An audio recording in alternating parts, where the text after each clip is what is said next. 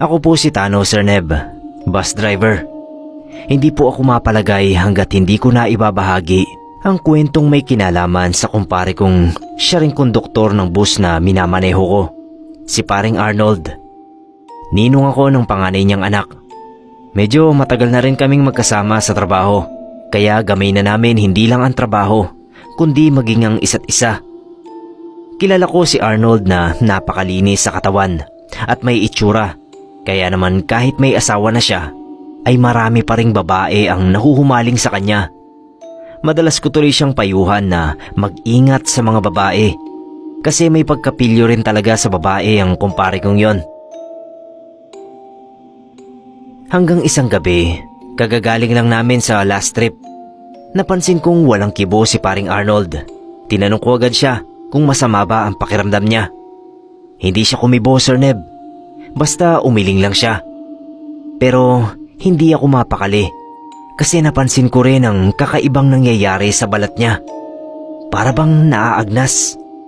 Tinignan ko siya mula ulo hanggang paa.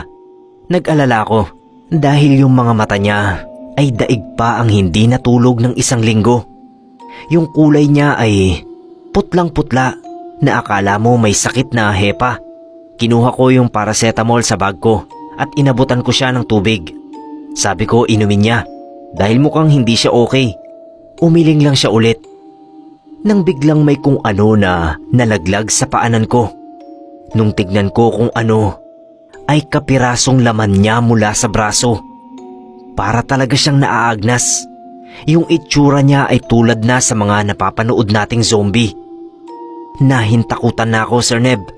Sinabihan ko siya na umuwi na at magpatingin agad sa doktor kinabukasan. Tinawag ko rin ang asawa niya. Mabilis namang nakarating si Mare at nag-aalala ito nang makita ang itsura niya habang nakaupo sa naka-standby naming bus.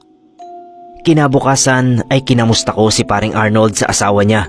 Ang sabi ay pinatawas niya ito at ang lumabas ay anyo ng isang babae.